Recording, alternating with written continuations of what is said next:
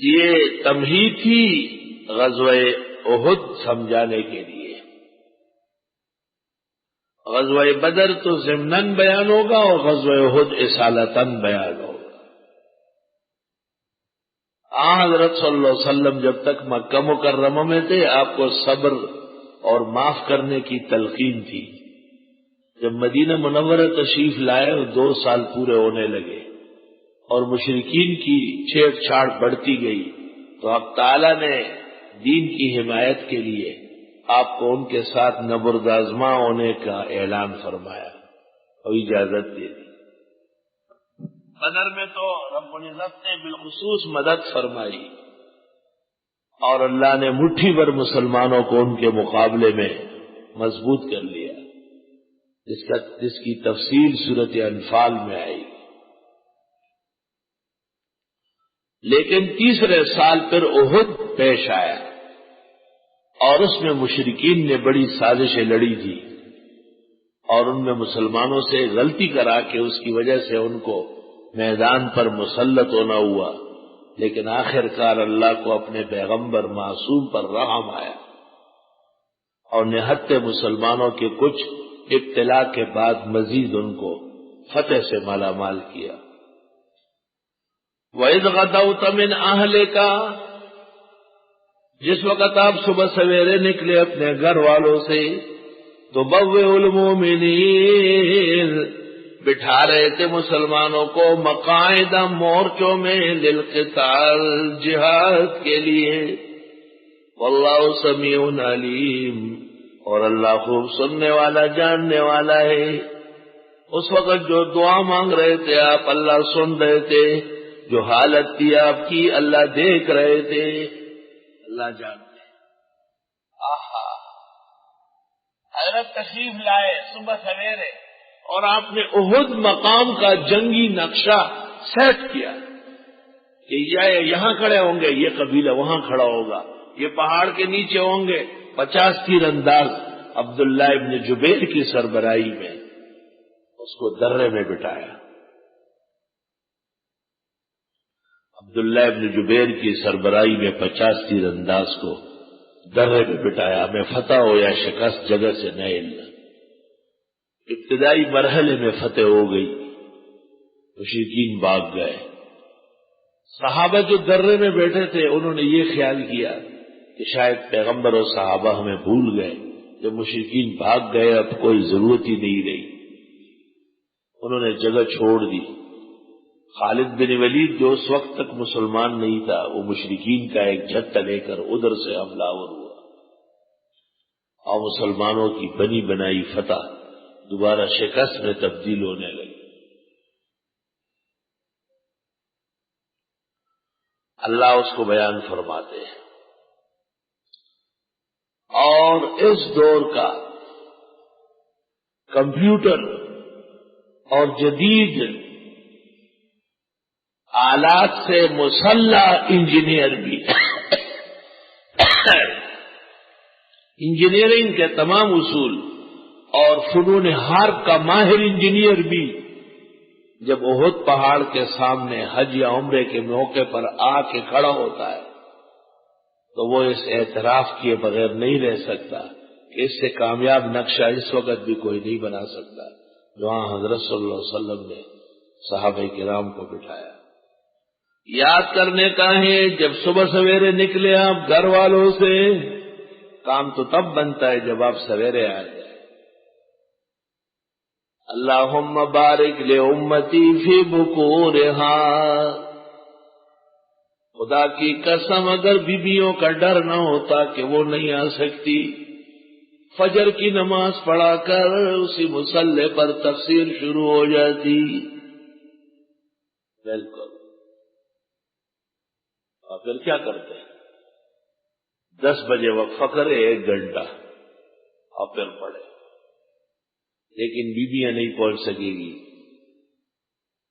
اللہ، ہاں یہ ہو سکتا ہے کہ کل سے آپ 7:30 سے پڑھیں، یہ ہو سکتا ہے، کیا خیال؟ آرام تو جتنا آپ کریں گے بڑھتا جائے گا، آرام تو بڑا آرام ہے۔ آرام تو بس ایک ہی دفعہ ہوگا جب تفسیر ختم ہو جائے، آپ گھر جا رہے ہوں گے اور میں اعتکاف کی طرف جا رہا ہوں، اور اس سے بڑا آرام جب قبر میں منکر نکیر واپس ہو جائے اور آپ کو اور ہم کو کہے نم کنومت العروس، آرام کر لیجئے جیسے دلہن آرام کرتی ہے۔ سبحان اللہ، اس سے پہلے کیا آرام ہے؟ مرا در منزل جانا چ امن و عیش چو ہر دم، میں اس جہان میں کیا خوشی بناؤں، آرام کر لو۔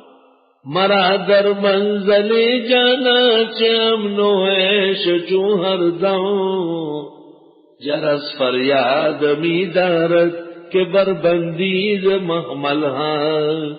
گھنٹی بج رہی ہے، 8 بجنے والے، حاضری ہو گئی، تلاوت بھی ہو گئی، گھنٹی بج رہی ہے، بار بار گھڑی دیکھو، بار بار موبائل دیکھو، یہاں تک کہ روانہ ہو جاؤ۔ تو بہتر یہ ہے کہ آدمی فجر پڑھے، دعا مانگے، اور تفسیر والے باغے باغے تپائیے اٹھا لے، گڑاس گڑوس گڑاس گڑوس، اور درس شروع ہو گیا۔ سبحان اللہ۔ مشائخ ایسا کرتے تھے کہ ان کے درس میں عورتوں کا رواج نہیں تھا۔ اب ہمارے درسوں میں تو مردوں سے زیادہ خواتین ہوتی ہیں، اور مرد تو خالی وہ ثلاثی مجردات ہیں، اور خواتین ساز و سامان کے ساتھ آتی، آٹولی سے ہٹانے کلا پہ سے رڑی مدرسے چلائی باقاعدہ آگے ہوگا سر کلو و شربو نان بخور اور ڈر بسر۔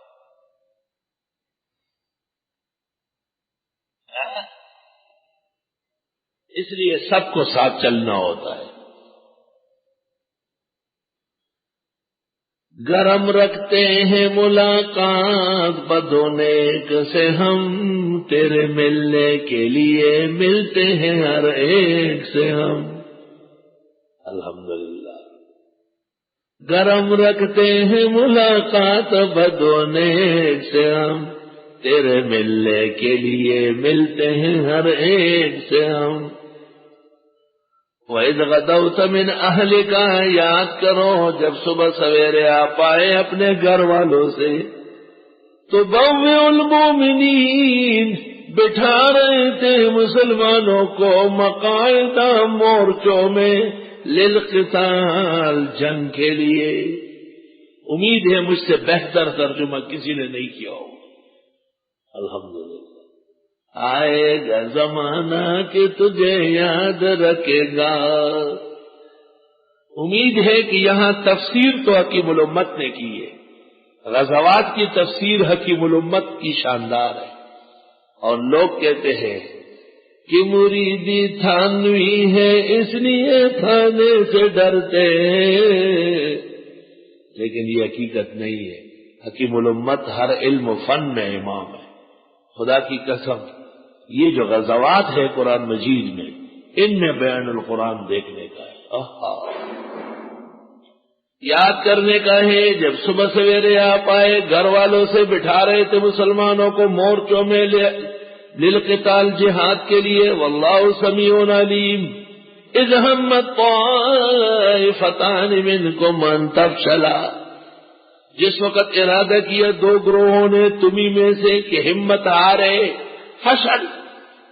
فشل بے ہمتی، فشل بزدلی۔ ایک قبیلے کا نام تھا بنو حارثہ، دوسرے قبیلے کا نام تھا بنو سلمہ۔ بخاری شریف میں روایت ہے، اخرجہ البخاری و مسلم عن عبداللہ۔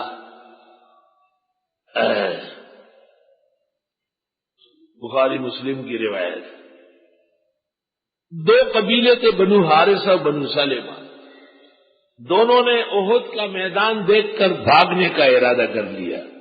پھر خیال آیا کہ بھاگیں گے تو کہا پیغمبر اور صحابہ یہاں اکیلے رہیں گے اور ہم مدینے میں بیٹھیں گے، کیا عزت ہوگی۔ واللہ ولیہما، اللہ نے ان کے ساتھ دوستی فرمائی۔ غیرتی آدمی کی دوستی غیرت بھری ہوتی ہے۔ واللہ اغیر منی، حضرت فرماتے خدا تو بہت بڑے غیرتی ہے، اللہ نے ان کو بھاگنے نہیں دیا۔ وَعَلَى اللَّهِ فَلْيَتَوَكَّلِ الْمُؤْمِنُونَ، اور اللہ پر توکل کرنا چاہیے مسلمانوں کو۔ مومن ہو تو بے تیغ بھی لڑتا ہے سپاہی، کافر ہو تو شمشیر پہ کرتا ہے بھروسہ۔ افغانیوں کو اور عراقیوں کو پتا ہے کہ ان کے پاس کچھ نہیں سوائے ایمان کے، اور ان کو پتا ہے کہ امریکہ کے ہزاروں ڈپو جدید اسلحہ اور میزائل اور ایٹم جو ٹیکنالوجی کے بھرے پڑے ہیں وہ سب مسلمانوں کے خلاف ہے۔ اللہ ان کو مٹی کا ڈھیر بنائے اور خدا ان کو راک کا تودہ ثابت کرے، لیکن مجال ہے کہ طالبان یا عراقیان ہمت اور عزم میں پیچھے ہٹے۔ تو پیغمبر و صحابہ کو تسلی دی، وَلَقَدْ نَصَرَكُمُ اللَّهُ بِبَدْرٍ، یقیناً مدد فرمائی تمہاری اللہ نے بدر میں، وَأَنْتُمْ أَذِلَّةٌ، اور تھے تم بے سر سامان۔ اذل جمع ذلیل، جیسے اذل جمع دلیل۔ ذلیل، یہاں ذلیل کا معنی ہے بے سر و سامان، بے سر و سامان۔ سبحان اللہ۔ حکیم الامت مولانا اشرف علی صاحب کے واس کا اعلان ہو چکا تھا آل آباد میں۔ مولانا تشریف لے گئے تھے، جامع مسجد آل آباد میں ٹھہرے تھے۔ آپ کے جلسے کا اشتہار سن کر خواجہ عزیز الحسن، جو آپ آگے چل کر مجذوب بن گئے، وہ ڈپٹی کلیکٹر تھے ہندوستان، بڑا افسر تھا، وہ بھی اس مسجد میں آئے کہ آج ظہر کے بعد حکیم الامت کا واز ہوگا۔ ظہر کی اذان جب ہو گئی، حکیم الامت مہمان خانے سے اٹھے، اس حال میں کہ گریبان کے تکمے کھلے تھے۔ سنت طریقہ ہے اگر کوئی اور شر فساد کا اندیشہ نہ ہو تو مرد کا گریبان کھلا ہو، یہ نہیں کہ لوگوں کو سینے دکھائے چاہتی ہے۔ بند گریبان کا ثبوت تو نہ ہوا، ایک انتظامی مسئلہ ہے۔ حضرت کا گریبان کھلا ہے، سینے کے بال بڑے بڑے نظر آ رہا ہے، اور چونکہ نیند سے اٹھے ہیں تو پگڑی بھی کھلی ہوئی ہے۔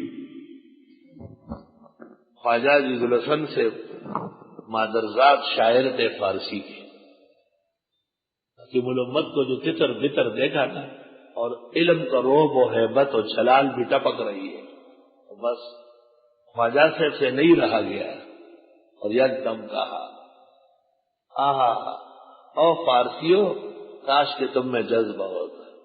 او باوا کر دو کا کل پریشان کر دمی آید، او باوا کر دو کا کل پریشان کر دمی آید، ببی اے بے سر و ساما چساما کر دمی آید۔ قمیص کے تک میں کھلے ہوئے ہیں اور سر کے بال بکھرے ہوئے ہیں، لیکن اس بے سر و سامانی کے عالم میں حضرت کا روب و جلال دیکھنے کا ہے۔ خوباوا کر دو کا کل پریشان کر دمی آید، ببی اے بے سر و ساما چساما کر دمی آید۔ خواجہ سے گنگناتے ہوئے شعر پڑھ رہے تھے حضرت شیخ کے بارے میں۔ جب حضرت صاحب وضو سے فارغ ہوئے اور اپنے کمرے میں واپس چلے گئے، خواجہ صاحب پیچھے پیچھے گئے، درخواست کی بیعت ہونا چاہتا ہوں۔ حضرت نے ہاتھوں میں لیے بیعت فرمایا، یہ شیخ سے تعلق کا پہلا دن ہے، اور مولانا اشرف علی صاحب کا جنازہ آخری دن ہے، درمیان کے عرصے میں پھر جدا نہیں ہوئی۔ ایسا زبردست تعلق شیخ سے، ایسا تعلق۔ آج ذرا ذرا سی باتوں پر لوگ دوری اختیار کر لیتے ہیں، اور انہیں اندازہ نہیں ہے کہ ذرا سی دوری اختیار کرنے سے ان کا مقام اللہ کے ہاں کیسا گھٹتا ہے، اور یہ دوری ان کو کہاں جا کے پھینکے گی۔ آہا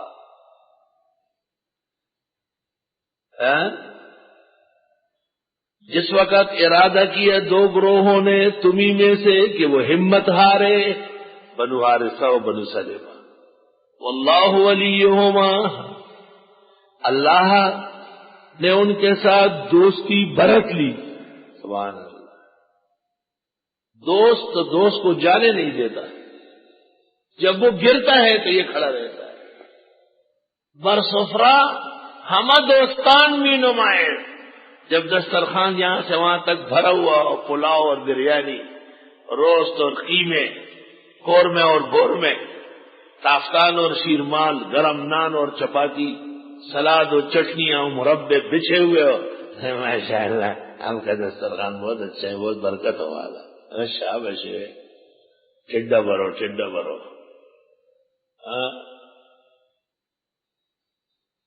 لیکن جب تکلیف کی گھڑی آئی تو دوستوں کا پتہ چلتا ہے. کیا کرے؟ ایک بحران آیا تھا، اس بحران میں یہاں تکلیف تھی بڑی. میں نماز کے لیے آگے ہوا، ایک آدمی تھے یہاں مر گئے، سب مٹی میں چلے گئے.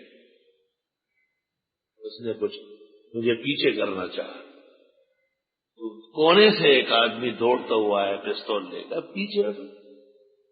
میں نے کہا مار کا مجالے ہم موجود ہوں گے، ایسا کوئی کرے. مجھے لوگوں نے کہا یہ کون ہے؟ میں نے کہا فارسیان کہتے ہیں مردمی از غیب آمد و کارے کر. اللہ دین کے لیے لوگوں کو بھیج دیتا ہے. رشک نہ کرنا میری راحتوں پہ آج تم، ایک دور گزارایا ہوں میں درد سے تم کا. واللہ ولیہما، اللہ نے ان کے ساتھ دوستی فرمائی. وعلی اللہ فلیتوکل المؤمنون، اور اللہ ہی پر بھروسہ کرنا چاہیے مسلمانوں کو. وَلَقَدْ نَصَرَكُمُ اللَّهُ بِبَدْرٍ، اور یقیناً مدد فرمائی تمہاری اللہ نے بدر میں. وَأَنْتُمْ أَذِلَّةٌ، تھے تم بے سر و سامان. فَاتَّقُوا اللَّهَ، اللہ سے ڈرو. لَعَلَّكُمْ تَشْكُرُونَ، تمہیں شکر کرنا چاہیے. اِذْ تَقُولُ لِلْمُؤْمِنِينَ، جس وقت فرمانے لگے آپ مسلمانوں سے، أَلَنْ يَكْفِيَكُمْ، کیا کافی نہیں ہے تمہارے لیے، أَن يُمِدَّكُمْ رَبُّكُمْ، کہ مدد کر دے تمہاری رب تمہارے، بِثَلَاثَةِ آلَافٍ، 3000 من الملائکۃ، فرشتوں میں سے، منزلین، بھیج کر. اللہ تعالیٰ نے تسلی دی، کیونکہ احد میں بدر میں مسلمان 313 تھے، کفار و مشرکین 1000 تھے. احد میں مسلمان 1000 تھے اور مشرکین 3000 تھے. تو اب تعالیٰ نے تسلی دی کہ ہم 3000 فرشتے بھیجتے. فرشتے بھیجتے، بلا ہاں ان تصبروا، اگر تم جم کے رہے، وتتقوا، پرہیزگار رہے، ویاتوکم من فورہم، اور آ گئے وہ دشمن غصے سے تم پر. فور، فائر بریگیڈ. فائر یا عربی سے چوری کیا ہے، انگریزی کا اکثر حصہ عربی سے چور شدہ ہے، چوری شدہ. برادر، یہ برادر فارسی سے لیا ہے، اور مدر یہ عربی سے لیا ہے. مدرارا قدوری میں ہے یجوز الاستنجاء بالحجر والمدر. مدر مانا ڈھیلا، لوٹی دوائی. بیشتر انگریزی عربی ہی سے نکلی ہے، لیکن تعامل کی ضرورت ہے.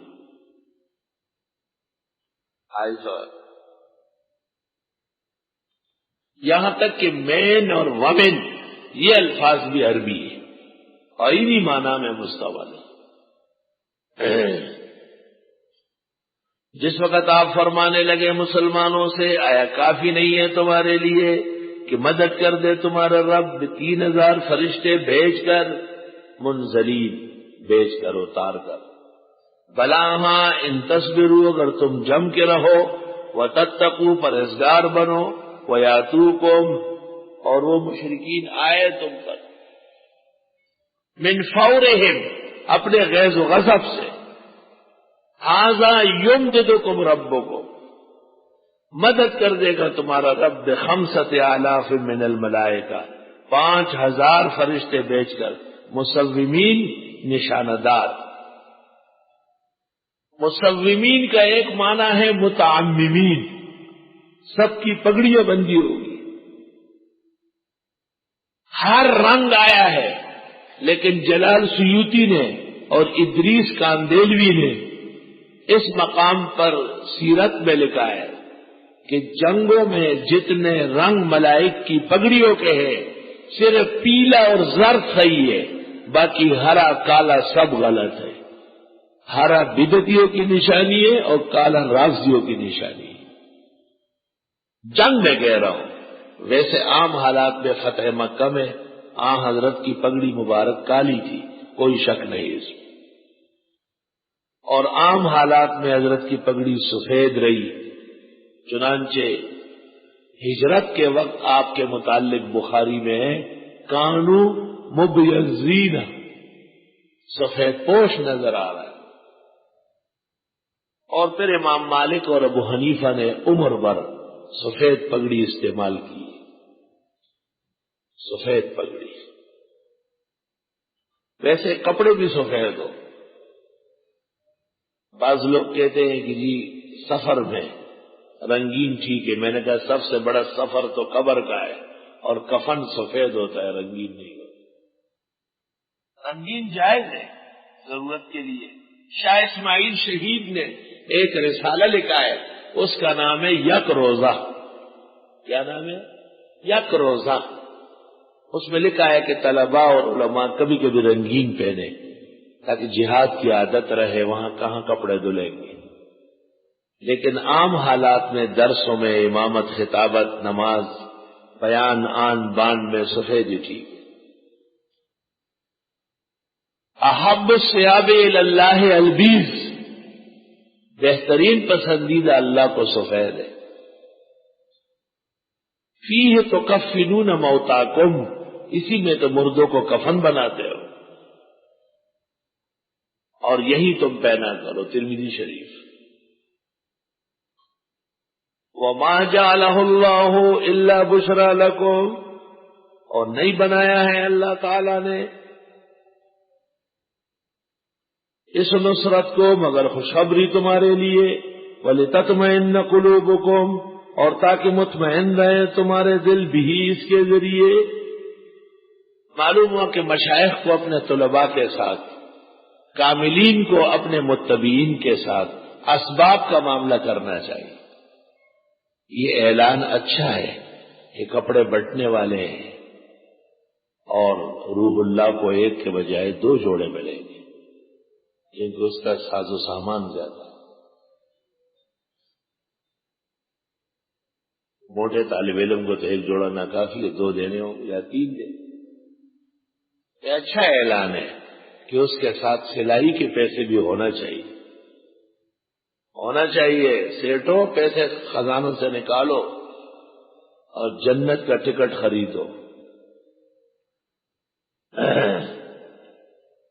اور وہ اصل تقسیم تو وقت پر ہوگی انشاءاللہ، وہ جو بڑی تقسیم ہے۔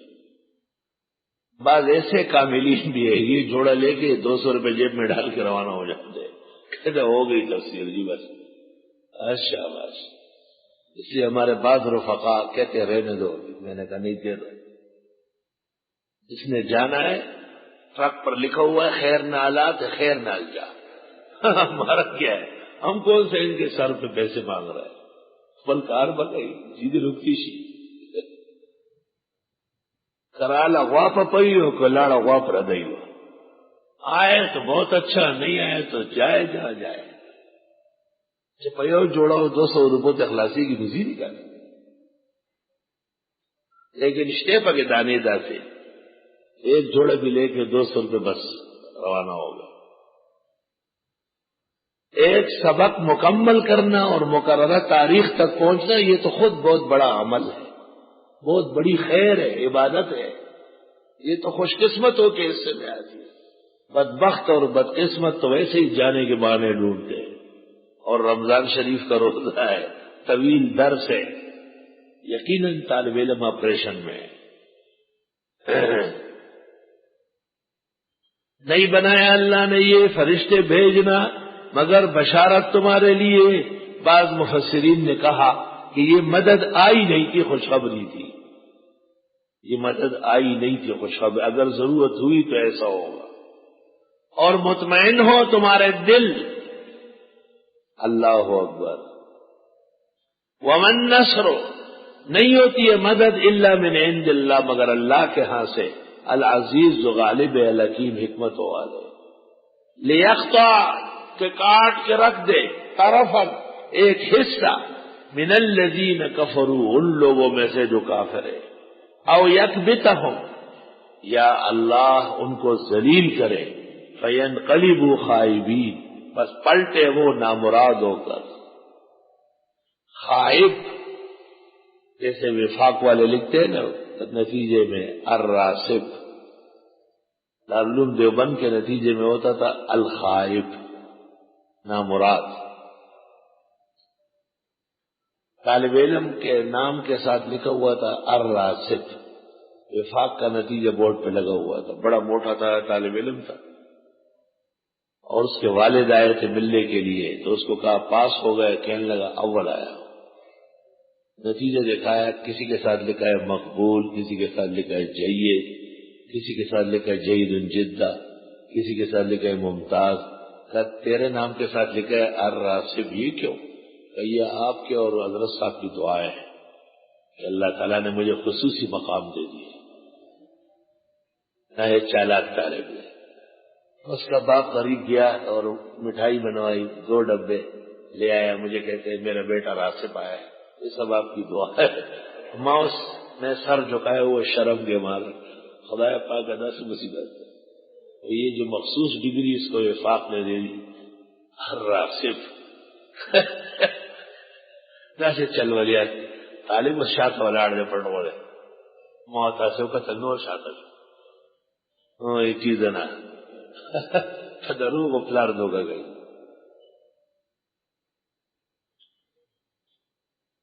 جس شخص نے وقت پر محنت نہیں کی، ایک دن آئے گا اور اس کی بے عزتی ہو جائے گی۔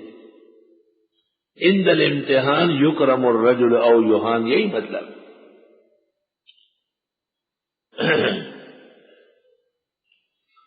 او یکبتہم، یا ذلیل کرے ان کو، فینقلبوا خائبین، و مشرکین پلٹ جائے نامراد ہو کر۔ خواب یخیبو کے معنی نامراد ہونا۔